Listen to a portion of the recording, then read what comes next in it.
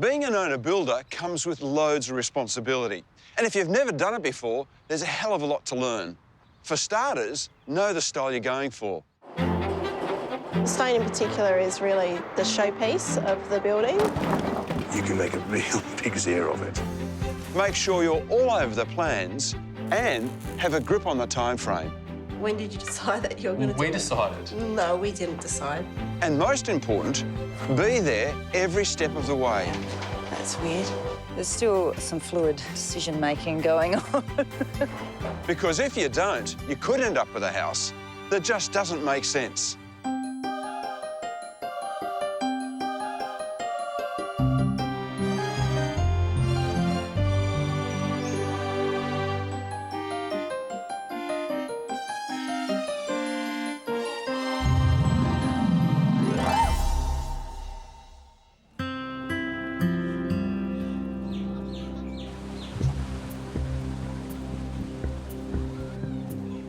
Heritage is a powerful thing, the story of who we are and where we're from. Here in the Adelaide Hills, it shaped entire towns through original stone buildings, many of which were built by the first wave of German immigrants.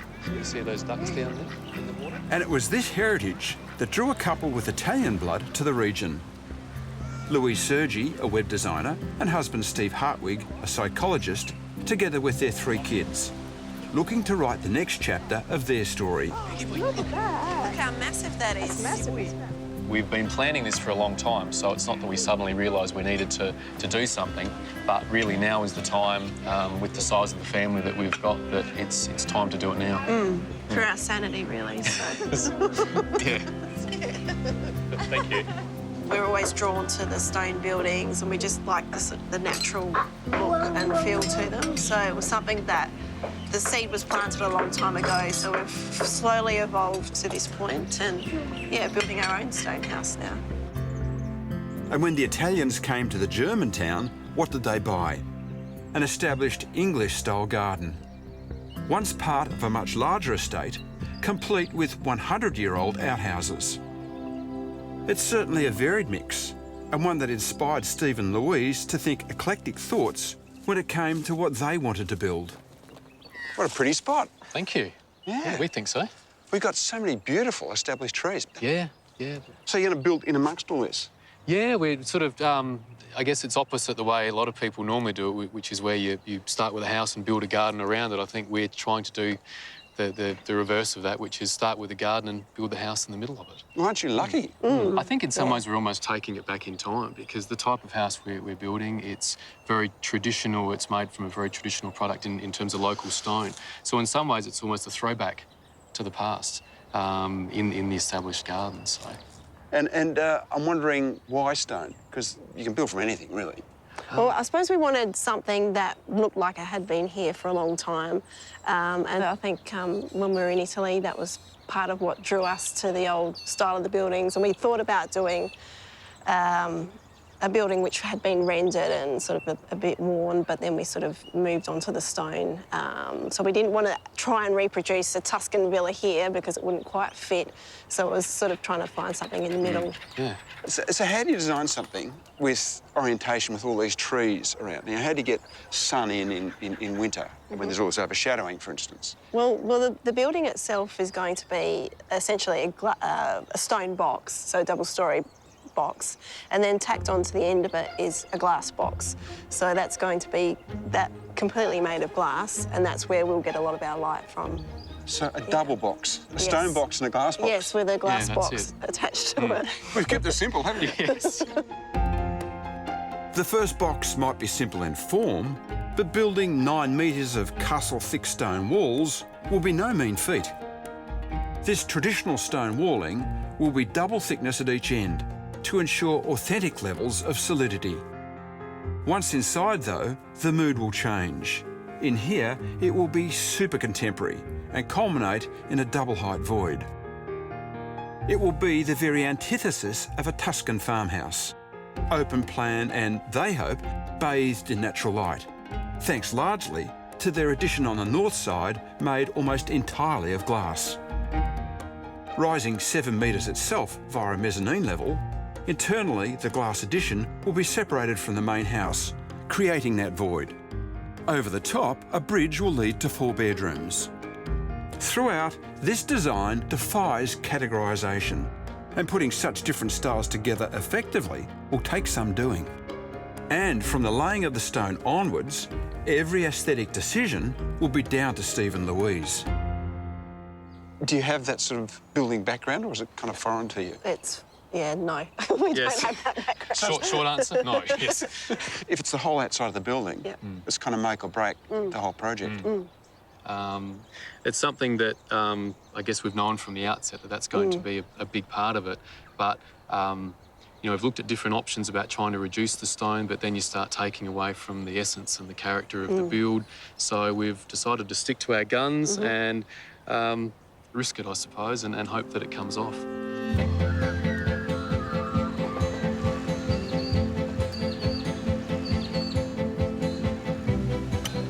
So with merely that jumbled romantic Tuscan ideal and a self-belief that they have what it takes as owner-builders, they decide to start in autumn. Their first test being the massive amounts of concrete that will be needed just to support the 160 tonnes of stone house that's coming. So is it looking smaller yet? No, not yet. What did you say? Does it look- Louise said yesterday, she goes, everyone tells her when the slab goes down it looks smaller. And it does, but Not yet. not yet. No, because it's got all the... They have at least employed some help.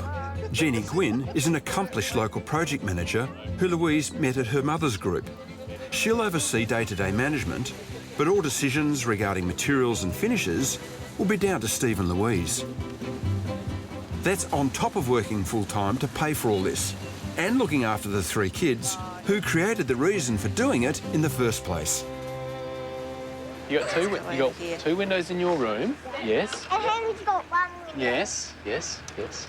And you got one window. I've got Come one down window. and have a look yes. down the hole. And Jack's got one window. And Jack's got one window. That's Jack's right. just thrown a stone Jack, in there. don't do that. What he put in there. He's throwing stones in there. No, Jack.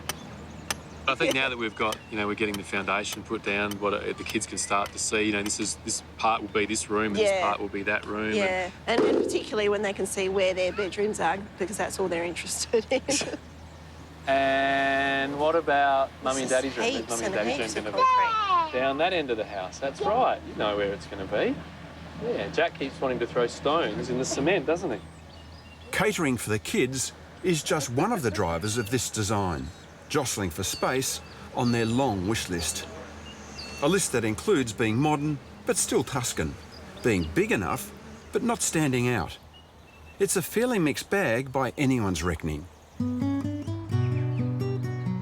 The glass box is probably the most out there part of that mix, and like everything else, it has its own justification and inspiration. A little like these Adelaide botanical gardens. Their original idea was to be more ornate, a Victorian style, before they decided on a far more contemporary look.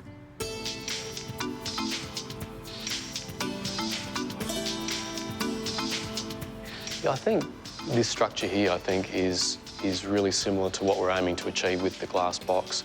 Lots of glass, minimal framing, really modern.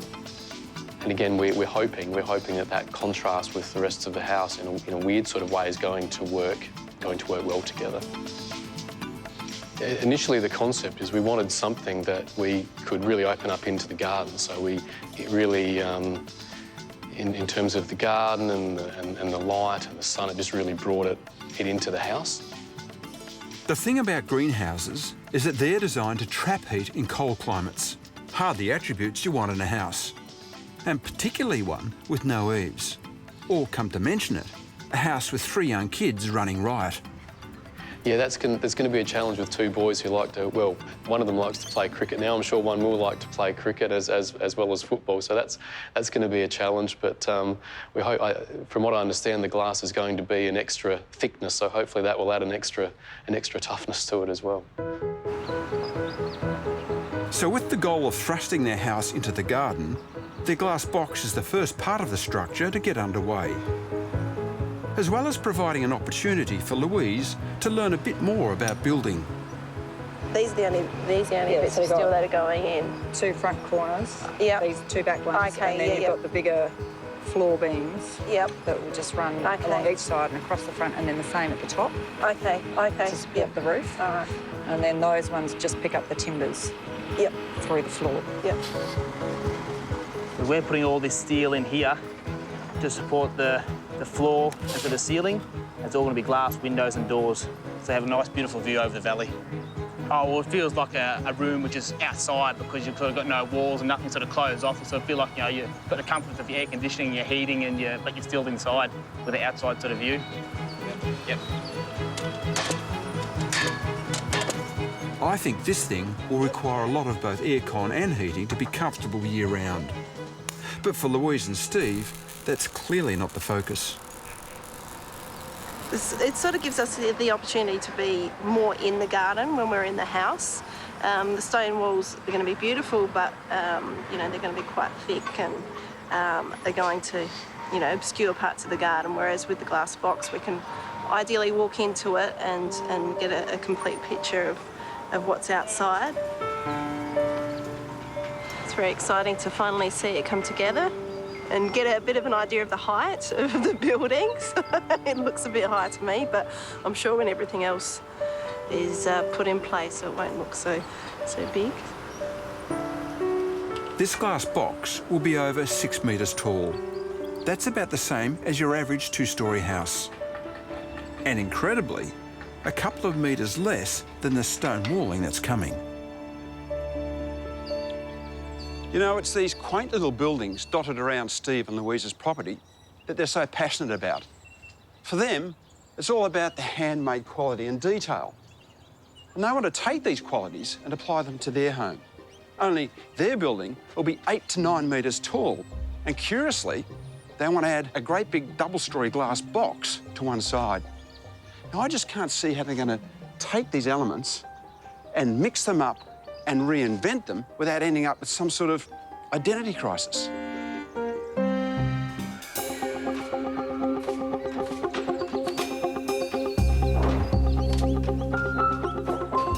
Steve and Louise's quest to bring their traditional Tuscan-style stone farmhouse to their English garden in the Adelaide Hills is fast coming out of the ground.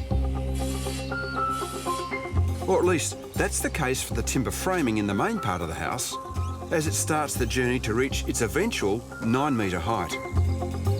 This area, I'm really surprised by the size I know. of this. It just seems like sort of an extra third bigger than I was expecting it to be. Yeah. I tell you what, when they first put the frame up for the steel box, I was like, this is huge. Yeah, like, the just, height. In terms of height, Yeah. it was just like, yeah, I mean, it's a bit over 6 metres high, I think. Which, and you think, well, you should know what 6 metres is going to look like, but I think when you see it and it goes straight up, you think, Wow.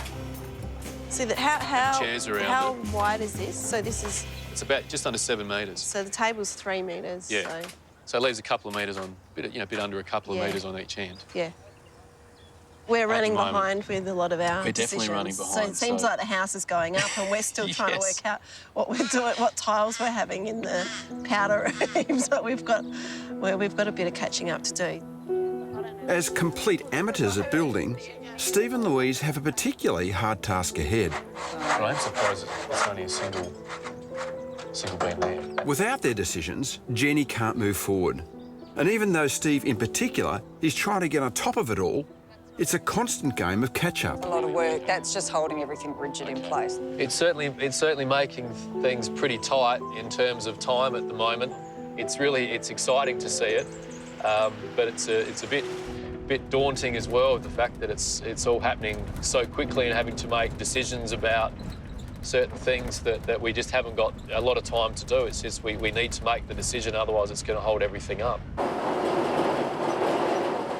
There are fundamental decisions to be made. Steve is still negotiating to get the 160 tonnes of stone they need from the local quarry. This whole quarry here is 2,500 million years old. Wow. It's the oldest exposed landmass in the world, this and the Flinders Ranges. Wow. So you're building a house from some fairly old stuff. Some well-seasoned stone. That's right, that's right. This local sandstone quarry doesn't blast the rock, but instead rips it out of the ground. The stone can then be cut into very manageable, easy-to-build blocks with straight edges. But Steve and Louise have opted for the rougher version, taking the stones as is, straight out of the ground. It's cheaper, but it's a brave choice, as getting the right look with this material will take incredible skill. If you look at this one, this stone, you've got one beautiful face there. Yep. Well, two beautiful faces. But And so that becomes the face, well, that one there. Or... That one could. It depends on how you want to lay it. If you wanted to lay it a bit like a jigsaw, you could have that style. Okay. Now, that's not really the Tuscan look, is it? No, Okay. it's more in the layers. Isn't Yeah. it? Okay, so what you'll probably end up doing, you'll put one like that, and then you'll put another one, you'll choose a nice face, and your mason will be able to work these. Yes. And we'll just basically stack it up in what we call a bookleaf fashion. And there, that gives you... Right, I love that. Sort of, and you can run it in courses. You still have the rough, random look, but it's a little more precise. It's a bit scary, actually, thinking there's going to be that much stone, both not just in terms of purchasing the stone, but then having the stonemason actually turn all of that into walls. But it's kind of exciting too to think that in terms of the monolithic, solid nature of the house, that there's going to be that much stone in it. It's absolutely critical that you find the right stonemason.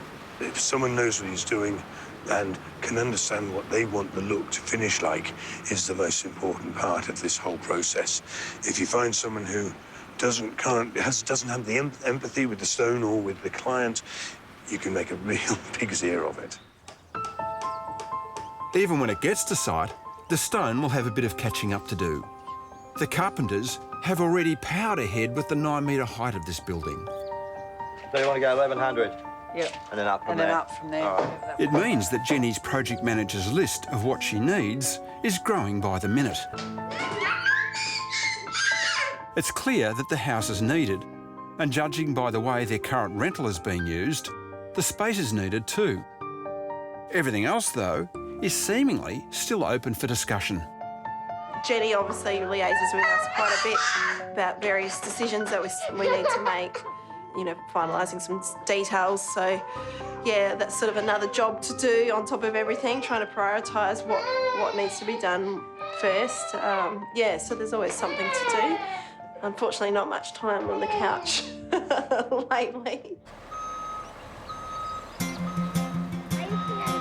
Here he comes. It's a bit muddy. Hope he doesn't get stuck. The arrival of the first of 10 trucks of stone they need marks the start of yet another list of questions.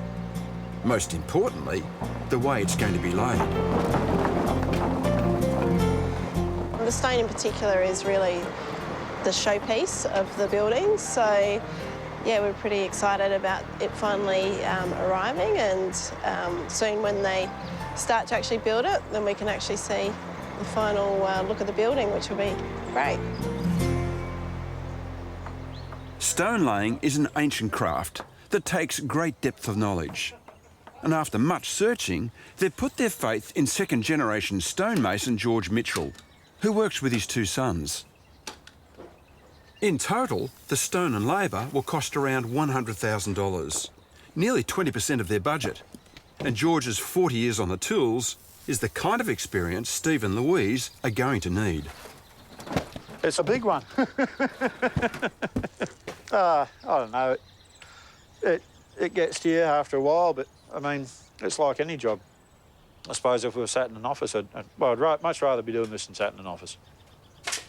To support the massive structure, the stone walls will be double thickness at each end, with a single stone face on the sides. It's all done using traditional methods of stone wall building, but it's slow. And at this time of year, when the cold weather means the mortar doesn't set, even the 3 months they've allowed is pretty optimistic.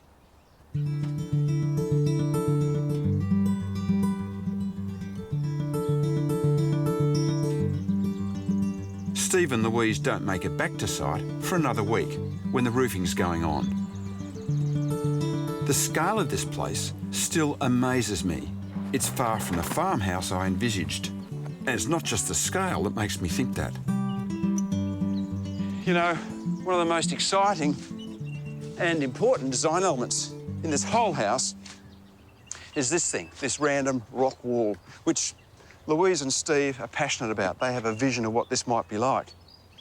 But it's the sort of thing that you can't dimension, you can't specify, because it's a natural product and every element of it is different. So how do you bring this to fruition when you're dealing with something which is kind of difficult to wrangle, difficult to get in the right position, and most importantly, difficult to get sign-off from Steve and Louise, because they're not here every second of the day when the stonemason's doing his thing. Artisan crafts, like stonemasonry, can't be fully defined on formal architectural plans. But so far, for me, it's a rather sanitised, smoothed-over version of rustic. Is this the sort of look you're after? Is this achieving the appearance of the stone that you're hoping for? Well, I think so. It's on the right track. I think we're just sort of in the process of seeing if we want to reduce the mortar a little bit. Because in some areas, you're right, the stone's kind of almost disappearing, isn't it? Yeah, it's and maybe becoming like a mud wall. Yeah, and maybe we might sort of look at having some of the, more of the stone exposed. Yeah. So when they lay it, getting them to wipe it off a bit more. So you're going to knock this piece out that's mostly mortar and start again?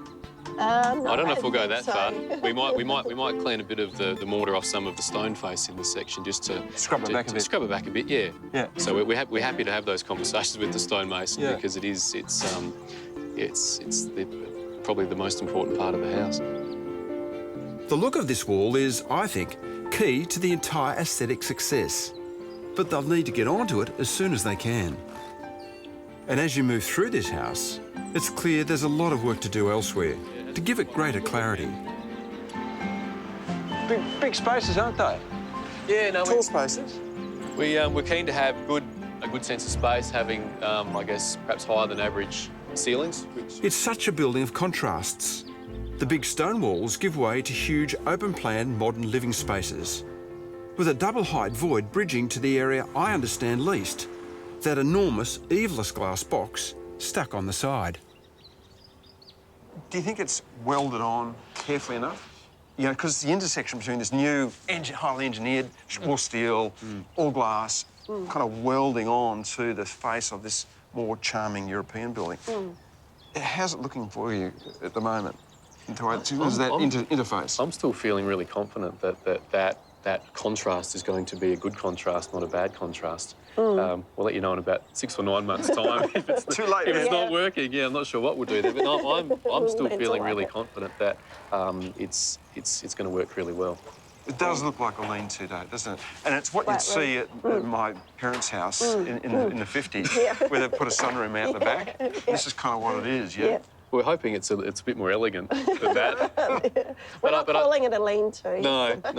But I think it has by design a slightly industrial feel as well. And I suppose that's the other side of that kind of farmhouse. You've got the rustic, warm side, but then you look at those kind of barn structures. There's that kind of industrial feel to them as well. So rather than it being something which is odd and out of place, it's actually something that, in an unusual way, we think actually enhances the kind of the farmhouse feel of the building. Yeah.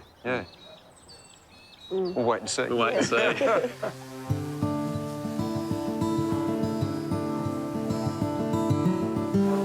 One trick they do have up their sleeve is their approach to the joinery. They want everything to be made from recycled timber, from cupboards and bench tops to doors, and from timber almost as old as the style they want to recreate. Still leave all the nail holes. Yeah, no, I like all that detail there with the nail holes. And so are these just old floorboards? These are old floorboards, yeah. Make it probably from around the 1920s or something. They used a lot in the Tudor homes. Yep. We really want the house, the whole house to look like it's always been there, to make it look as if it's just been fitted out inside. So, keeping with the stone and the doors and everything, they also need to look like they've always been there and aren't brand new. Getting the right feel will mean leaving many of the old nails and imperfections that come with age. It should bring a welcome touch of genuine heritage, But building a 3-metre high door out of floorboards does have its downsides. I don't know what they'd weigh off the top of my head, but I reckon they'd have to weigh 150, 200 kilos each. Yeah, yeah. So that's a big door. Yeah. I mean, as long as we're going to handle or something with push, you know, and the hinges and work. some heavy-duty hinges. And, it should be okay. Yeah.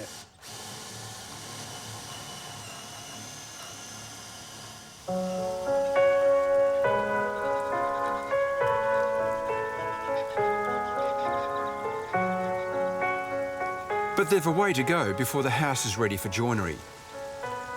The cold, wet weather and time it's taking for the walls to dry are starting to push back the stonemason's schedule.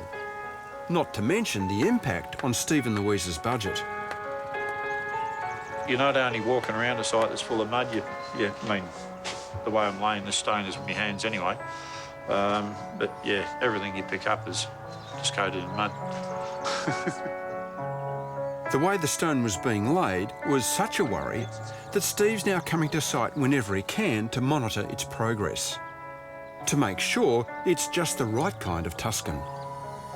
He's made, I suppose, those little tweaks that we were looking for, and it's so I think the wall. This is a later part of the wall here, and we're getting more stone, less mortar. It's looking a bit cleaner. But certainly, I think as it's interesting, when you're really close to it, it's still, like, you look at it and you think, oh, there's still a lot of mortar there, but when you step back from the wall, you really get to appreciate the stone. But being on site means you're the first to see problems as they occur. And as the walls have got higher, where they join with the modern windows is proving a major headache. I mean, 100 years ago, they would have had like a concrete lintel or something like that made up over top, or like a timber head. Modern lintels, the steel plates that hold the stone above the windows and door frames, aren't, it seems, made for such thick medieval walls. And that's where the trouble was with the narrow irons. They came in as about a 180 base. Now, that's not wide enough for us to balance the stone on. We really need like a 300. So when you look up, all you can see is the lintel and nothing else. Anything to do with windows takes time. It's one of the unwritten rules of building. But for Steve and Louise, any time is their money. And the new wider lintels will take weeks. And even more painful is the impact it'll have on the stonemason schedule. The slowest, most time-consuming of all the trades won't just slow down. Whilst they wait for the lintels, they'll have to stop.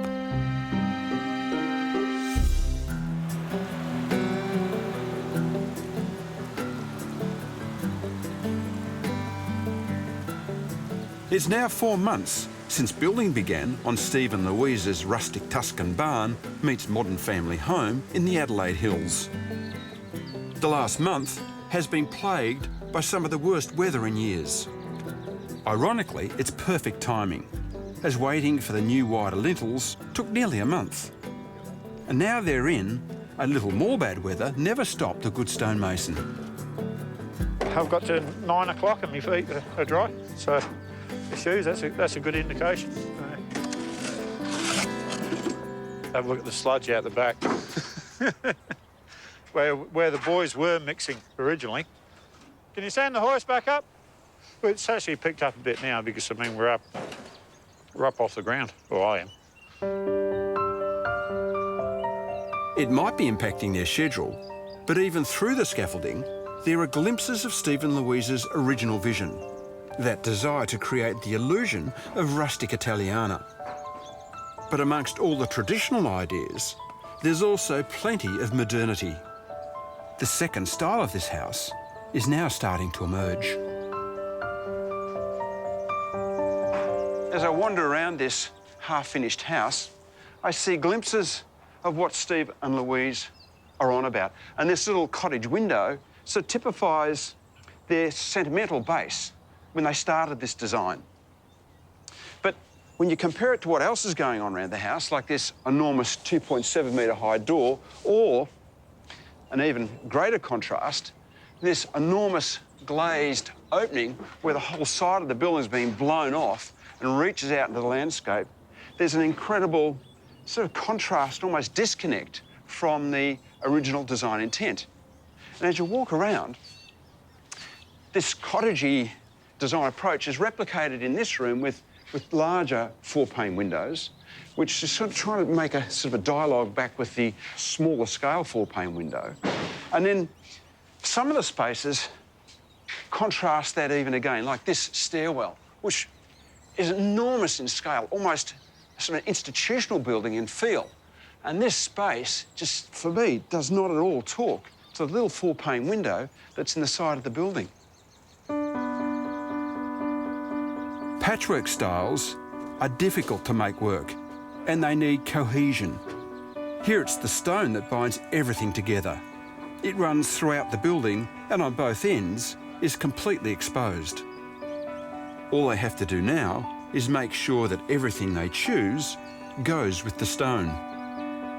Something that project manager Jenny knows only too well. I mean, at least the two-storey void here still makes... it's going to be pretty impressive with the stonework going all the way up over the 2 levels, so that'll be nice. And they have made some decisions recently about balustrading and whatnot through that area that was going to be glass, and they've now changed to solid walling and things like that. So there's still some fluid decision-making going on. Which tiles are they? These are the encaustic tiles. So just some different patterns.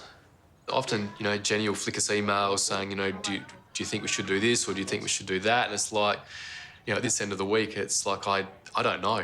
Like, you choose. But then you remind yourself that, you know, this is really important and we want to make the right decision. So you kind of, you know, find the mental energy and you put forward a considered response.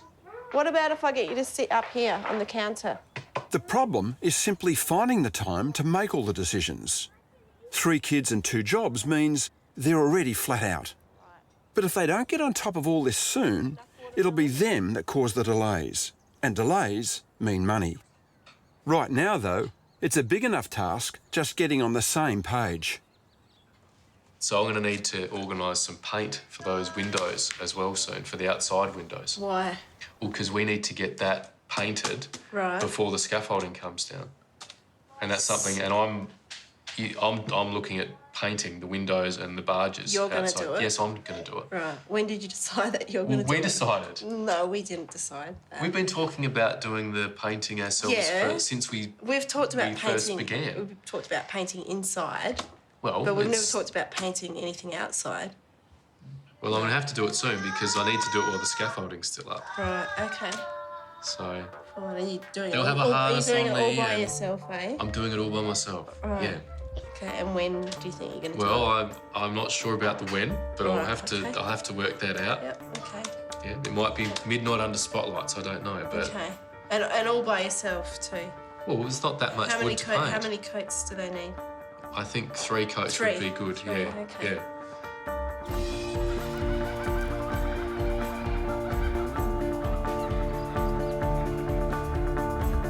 Agreeing would be the first step, and time really isn't on their side. Ready?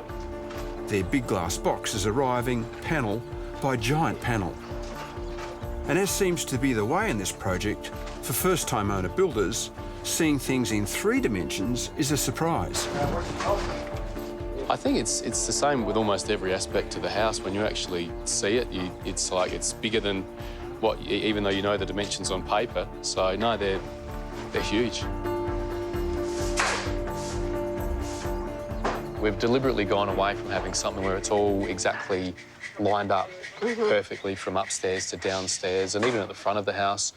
Upstairs, we've got a larger window and a smaller window. So how that's French doors down the bottom as well. Yeah. So how that's going to look is going to be really interesting because at the moment we've got all the scaffolding around, so we haven't had a chance to really step back and look at the building. So it looks okay on paper. Is it going to look okay in real life? We're too late anyway. It's too late now. Yeah, exactly.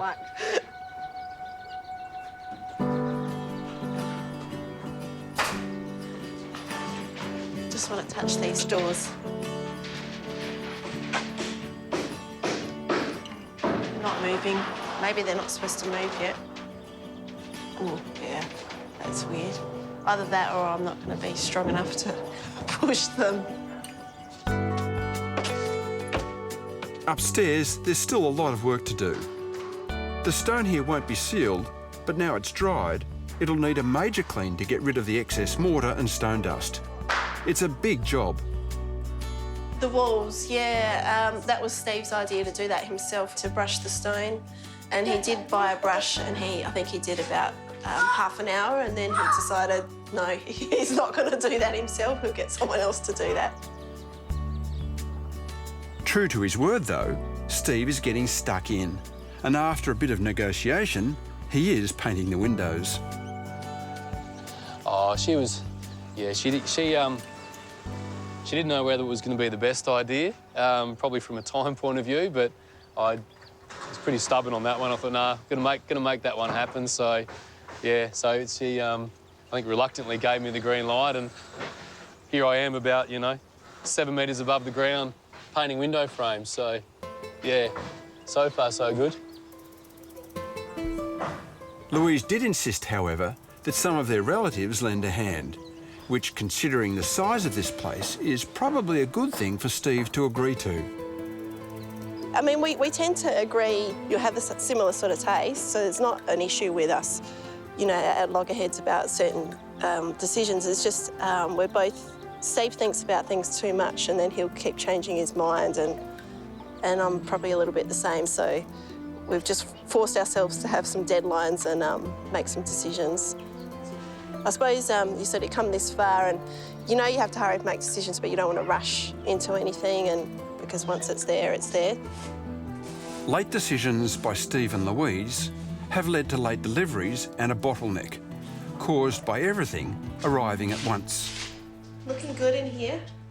Yeah, we're making progress, which is good. Yeah, And everything in their fit-out has been chosen and ordered by Steve and Louise personally, usually over late-night sessions.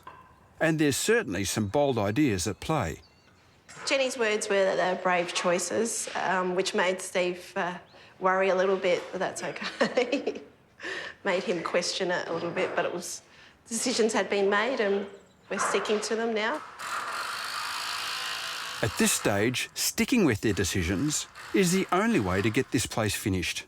After combining provincial farmhouse with botanical glasshouse, as well as modern family living, a consistent internal style might have helped it all gel.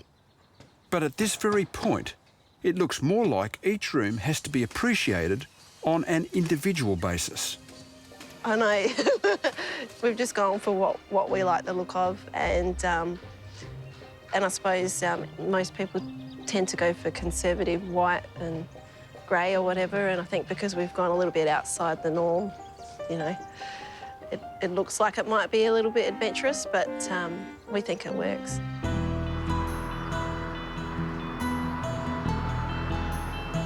"18 months ago, I first met Steve and Louise in their English country garden, nestled within the Adelaide Hills.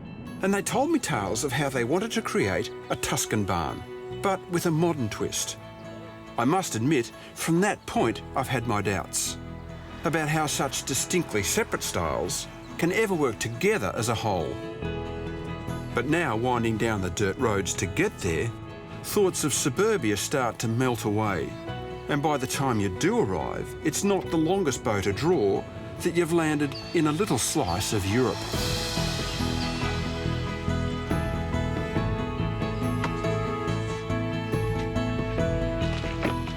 Hey, Steve. Hey, Peter, how are you? Good to see you. You too. Yeah, how are you? Good. Good to see you. Yeah. This is it. The house. You've got your Tuscan barn. We do. Yes, minus the cows and the sheep, but it's here. It is. Yes. Doesn't that stonework punch out? Beautiful texture. The colours are just so at home here. Yeah, no, it really fits within the landscape, doesn't it? Yeah. Absolutely. It's a lovely, big, humble, proud gable building, isn't it? Yes. It's really... It's no frills, isn't it? Just bang, it's in. Yes. Here I am. In Take space. Yes. The facade is immediately imposing, yet warm. The established gardens, working with the stunning handcrafted stone, do transport you to another place. The mismatched windows, the recycled timbers, all talk a sense of history. giving the feeling that it's always been here and always been this inviting. What a wonderful, wonderful space you've created here. Awesome. Yeah. Really happy with it. Yeah. Yeah. Gee, it's dramatic when you come in, isn't it? No, it hits you. And you're trying to walk that line between the rustic nature of the barns and this contemporary look of your addition and the fit out, you know. It's a fine line to walk, isn't it? Yeah, you never know if it's actually going to come together. It is a real mix, and I think that was the part we were probably most concerned about, was the interior and getting that balance right between having the old but also in a very contemporary style as well. And I guess along the way we were hoping that it was going to come together, and we're really happy with it, really happy with the way that it turned out. And do you see that handmade quality that you're after here? Oh, for sure. Yeah. I mean, the finish with the stone finish, we're just so happy with it. It's turned out exactly how we had planned, so we're really happy with it. Yeah. Yeah. In our bedroom, we've got the stone wall. This one here is above there, and so when we're lying in bed, we look at the stone so we can admire it and we can see, you know, all the bits and pieces there. And yeah. It's an exciting life when we're laying in bed looking at the stone. But no, it's absolutely no. After what you've been through, looking at the stone, Yeah. I'd be transfixed also. Yes. The stone is probably the hardest working element of this design. It's still a mixed bag in here, but the consistent irregularity of the stone embraces it all, tying together cosy cottage corners with a far more modern farmhouse feel. But then turn again and follow the light. And there's the big glass box. Its attachment to the main building now more seamless. But still, what a contrast. Because you kind of leave that ambience and that detail. You come into this space, which is, for me is a completely different language. Yeah, it's kind of industrial, super scaled. It's kind of raw and tough. But I don't know. How do you see it? In this room, for example, I think it's a nice contrast to the heaviness and robustness of the stone, just to come in here and it's really just glass and some thin frames, and it just completely opens it up into the garden on the outside, which is what we wanted. yeah, exactly. Yeah. We want to sort of step into the garden and bring in a whole lot of extra light as opposed to just having a stone wall here. So we really wanted it nice and open, yeah. Too much light? Too much glass? No, actually. Never have too much light. No, it's fantastic. Not at all. The last thing we wanted is the house to be dark in places, and it definitely isn't dark. So this was quite important. And this is a cloudy day, so a sunny day. I reckon I need sunglasses in here. No, it's not bad actually. It's pretty good. And it brings some beautiful warmth into the house. I was going to say the tiles are kind of even reminiscent of a glass house, you know, conservatory. I mentioned doing potting up in this space, you know. Yeah, we were I've suggested doing that, but Louise hasn't supported me with that idea. So the doors are big enough for the wheelbarrow, but she's put her foot down there. They wanted a big glass box, and they got it. And whilst I'm still not convinced of how it's all going to play out thermally, how it will perform with the extreme weather changes they get in these hills, there is something about this space that lifts your spirits. Now we're outside. And in blasting out into the garden, there's no doubt it amplifies the natural setting. In fact, it's not a room, it's a whole damn side of the building, isn't it? Yes. The connection this creates here is undeniable. It transforms the usability. The multifaceted style can be put to multi-use, which, when you've got 3 kids, is exactly what they wanted. This is really one of the great experiences, I reckon, in a house, when you move through spaces like this. And I've always been struck by the volume of this, by the sheer scale of it. Yeah, no, it certainly makes a difference, I think, having the high ceilings in the second story.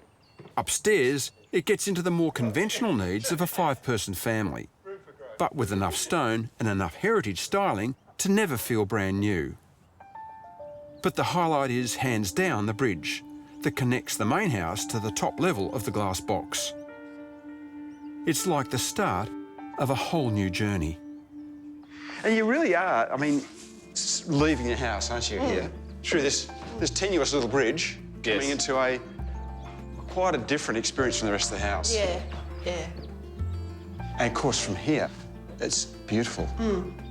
This was a big driver for you, wasn't it? It was. Definitely. I mean, the idea of building a 2-storey house and not having, I guess, dedicated space to really take advantage of the views just didn't seem sensible to do. So I'm really pleased that we went down the path of including this part of the house. And once again, the doors all open up. I think so. As well, yeah, and there's like an open balustrade there. You can't see the balustrade. Can we test that? Yeah, sure, yeah.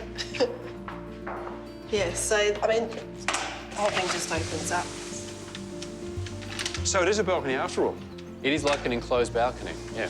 Oh, you can feel the breeze. Yeah. You can hear the birds. Yeah. Yeah.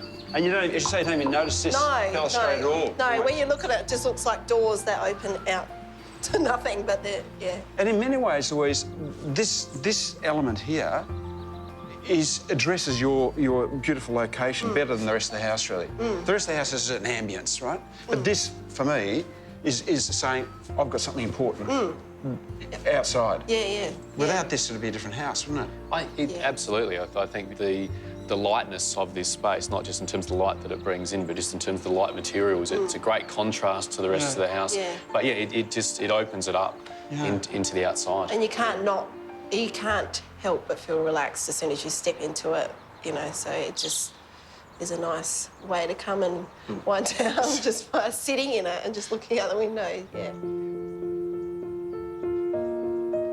In many ways, this entire design has been dictated by the way it would make them feel. A hybrid collection of past European memories, matched with their very modern needs and a desire to enjoy the best of the garden. And they've done it whilst only just sneaking over their $600,000 budget. An overrun caused by their biggest gamble, the decision to go with one of the most ancient crafts known to man. And part of that vision, a big part of that vision, was the outside. The stonework is the key signature piece of this house. And you went through a lot of anguish when the stonework started.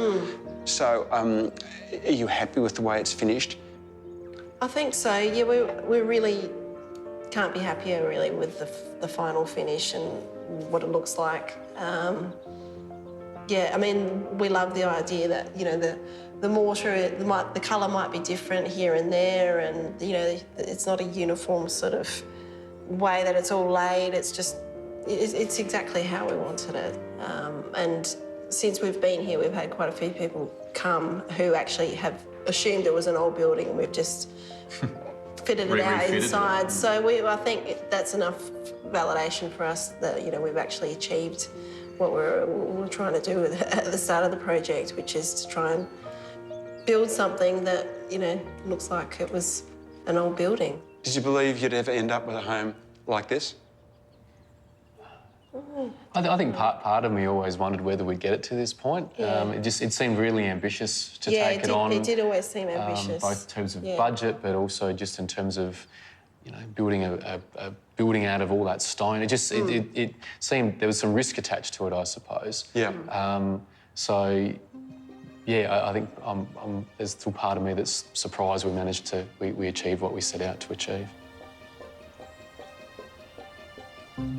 Who would have thought a traditional stone building could marry together with a glass box in such a different and special way?